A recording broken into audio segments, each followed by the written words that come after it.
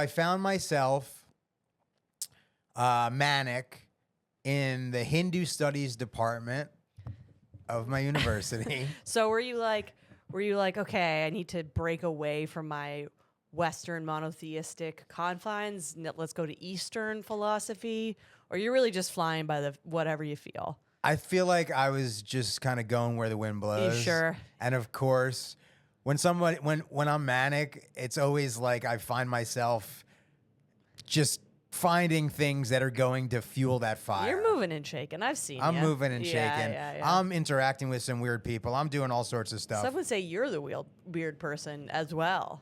Some would say that. Yes. Yeah. So I'm in the Hindu Studies department. Yeah. I see this poster on the wall, this flyer that is promoting the 50th birthday party of this prominent Hindu woman. Love it. You know, I can't remember her name, but I recall that she was a spiritual leader in the community. Okay. And in my mind, I'm like, all right, this woman definitely wants me Sure, why not? to go to her birthday party. Yeah. She's a spiritual leader. I'm a spiritual leader. Right. We got to get together. All right. So I borrowed my friend Heather's car.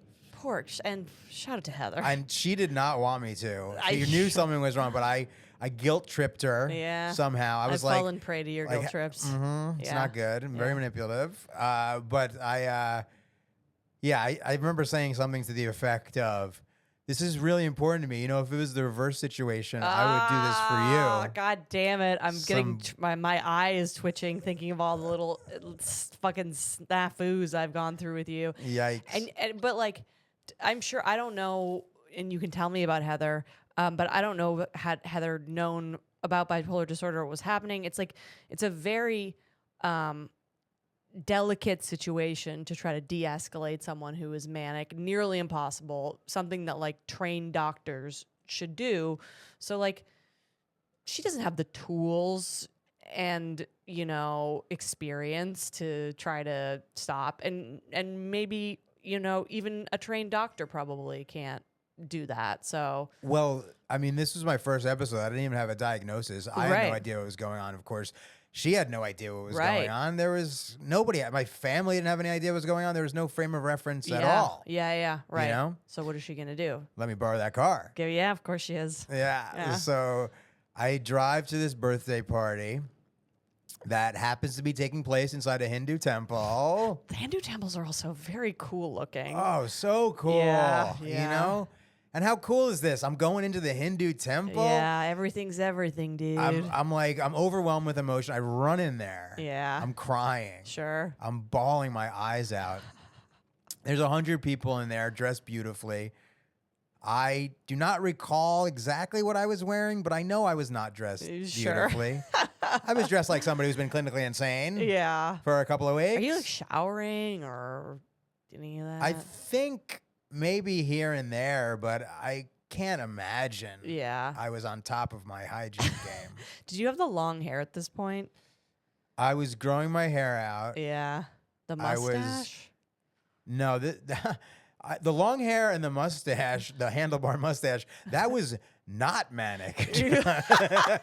Oops, sorry. That was when I was like in my right mind. I was like, this looks good. You looked cool. At the time, it worked. It did work. It was a different time. It was a different time. But I don't know. But I remember I was wearing like, I got real fit real fast being manic, which kind of can happen. Like your metabolism speeds up. I have all this energy. Does your metabolism actually speed up? It can. Yeah, I think so. I think so. Don't quote me on that. But I know that it seems like it because I was losing weight because I wasn't eating so much and I wasn't sleeping and I constantly had all of this energy. There is a boundless supply of energy, which is kind of cool and fun. So I remember I was wearing kind of collared button up like Oxford shirts, but like all the way unbuttoned. So with no t-shirt underneath. Bare chested. Bare chested. Oh my God. And I was wearing like cargo pants, but I'd roll them up so they were like shorts. And that was like my outfit. And I was wearing I was rocking sunglasses and just bouncing around. You know what I mean? So I'm in the Hindu temple. There's 100 people in there. I am certainly the only white person in there. with their shirt open, with crying. at this point, I don't think I had one of those open shirts. Okay. Because I do recall that I took my shirt off. Right. In the Hindu temple. Right. This is some crazy white people shit. It is crazy white people shit. That's what I'm saying is like, it's not me saying like, oh, you're such a piece of shit white guy. It's mental illness within the framework of being white. Yeah. And mental illness while white is so funny and fear-free. And it's like just... No, like I'm like, I think a combination of that and me being like a short little dude has like saved my life.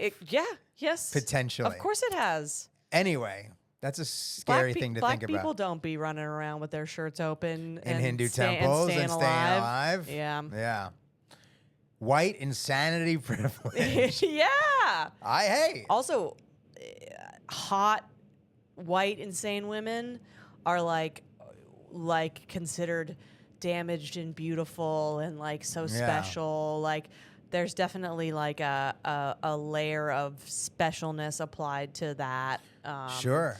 I mean, like black people are more likely. What's that? The Manic Pixie Dream Girl. Oh, absolutely. It's just a mentally ill white woman. Yeah.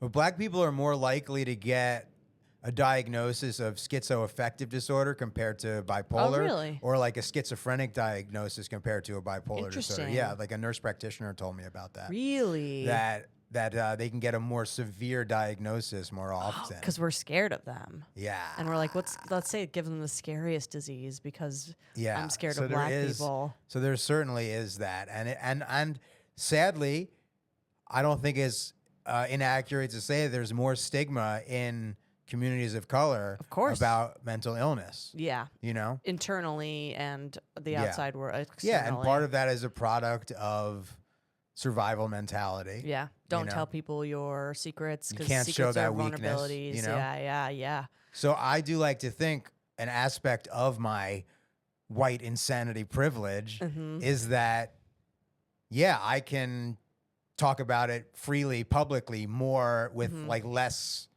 I can use that privilege to do that a little bit. Yeah. You know. Likewise. You know. But anyway, I'm in there. You're welcome, black people. I was just gonna have that be implied. Yeah. Sorry. You know what I mean? I was gonna have that be implied. I'm your call-out friend. Everyone's favorite call-out friend. Little Miss Check Your Privilege over here. Yeah. Anyway, so I'm in there, overwhelmed with emotion. I see the prominent Hindu woman dancing on this raised platform with her family. She doing like the two hands kind of they're dance? doing it. Yeah, I fucking it's love all that this shit. the beautiful Hindu stuff. Yeah, they really get into it with the hands. Yeah. It's very impressive. Yeah. So it's me amongst these 100 people. I run to the base of the platform, take my shirt off. Right.